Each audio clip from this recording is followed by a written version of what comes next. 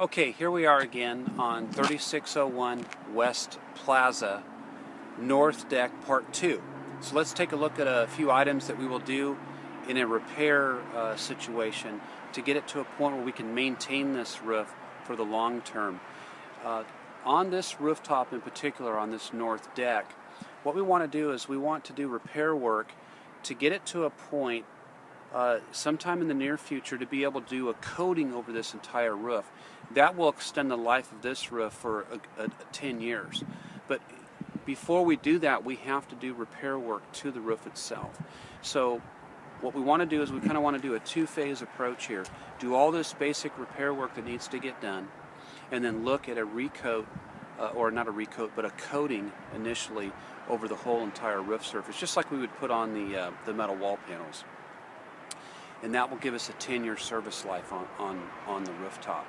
Okay, so let's take a look at a few items. Okay, these boxes here have been tied into the roof system, but temporarily only. They've been tied in with mastic. They do not have any permanent tops on them. It's just a piece of metal that's, used some tape here, foil tape. There's even some holes in it, etc. But we'll fabricate new tops, tie this into the granulated cap sheet roofing system, and have a permanent tie-in for these particular units. Okay, let's come on over here.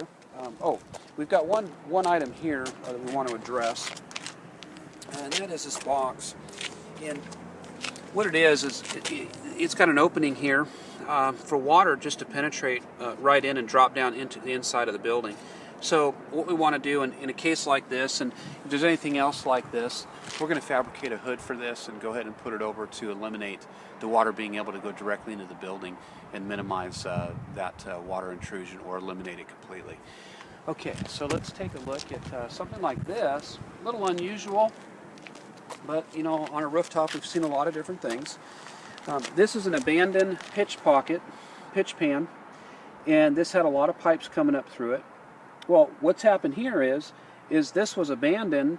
This fed a HVAC unit or mechanical unit at one point. When the mechanical unit was pulled out, this was left here. But water can still get down into the pipes here, each one of these. Now these pipes all run into the inside of the building. So if water's getting into these pipes and coming down into the pipes and settling down in the pipes, if something was loose or a joint was loose or whatever, that water's going to find its way and actually leak inside the building through the pipe. So what we want to do is we want to make sure that this unit is covered and that water really can't get into these pipes anymore. So we would actually fabricate an entire hood on a situation like this and encapsulate it all and not allow the water to even get to this point. Then we would go ahead and reseal it into the roof itself to make sure it's in a watertight condition. Okay. Now, another thing that we'll do on our initial repairs is we want to look at the pipe blocking. We've got conduit pipes, we've got condensate pipes, and a lot of times we have gas lines and electrical lines that are running across the rooftop. And typically what happens is you want to pipe block, get it up off the roof so it doesn't sit down on the membrane and damage the membrane. But the pipe blocking, over time, it deteriorates, it dry rots, and then it doesn't do much good. The clamping, security goes away, and then it eventually does something like this where it's not hardly even there, and then in a lot of ways it just goes away where it's not here at all. So what we want to do is we want to replace all these with new pipe blocking and new security straps. Okay, so that pipe isn't going to move around on the rooftop, and it's going to stay elevated off the roof. And we'll do that on the condensate lines, electrical lines, any gas lines, etc. Okay. Now, another thing we want to do is we want to look at debris that's hanging out on the rooftop. We've looked a little bit at it already in the last part one. But what we have here, just to give you, for instance, over time, this was a sack of concrete at one point, and what's happened is that sack was used for something up here.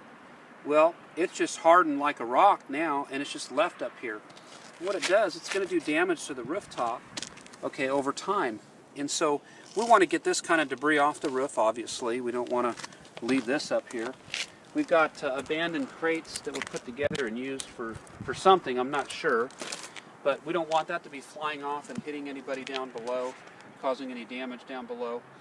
We certainly don't want loose debris to be blowing across the rooftop to create damage on the rooftop. So we want to go ahead and do a complete thorough debris removal on the rooftop as well. Okay, let's take a look over here.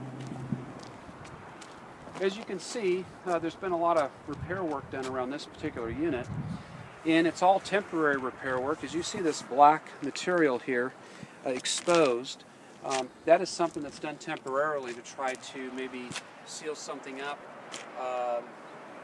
you know, maybe in an emergency situation or something like that, but it's not a permanent repair.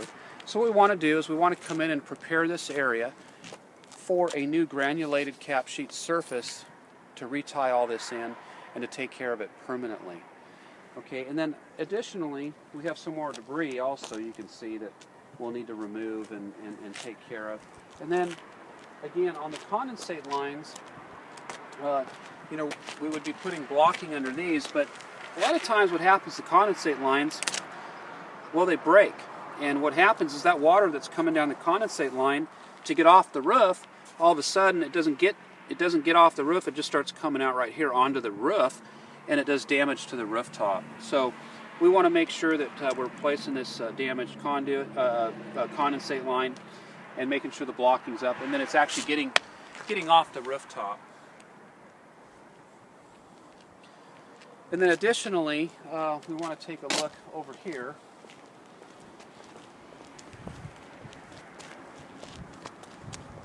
And overall, the field of the roof is in pretty good shape.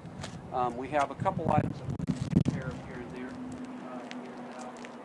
on the roof membrane itself, and that would be, for instance, you know, a situation like this. If there's been some damage to the rooftop here, somebody actually cut the actual membrane and removed it. That's something that we would patch in and make sure that that's in a watertight condition. Also, if we were to have little void areas, okay, we want to cut these out and go ahead and patch them and repair them. And there are some of these on this rooftop, but they are not systemic. In other words, they're not all over the roof. They're just you know, very sporadic. So we would take care of those as well. Additionally, one last thing is when we look at unistrut supports for electrical shutoffs, etc., and conduits and that, these unistrut bases really need to be sitting on blocks instead of right on the roof deck. And pretty much throughout this roof, these unistrut supports are sitting directly on the roof. So we want to make sure we get those up off the roof as well, protect that roof surface for as long as we can.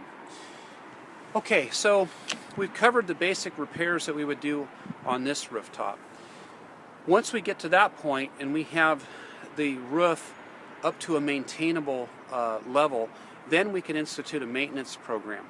And then additionally on this particular rooftop, we really want to look at coating the rooftop and getting a protective coating on here to get the longest life out of this roof that we can. Thank you.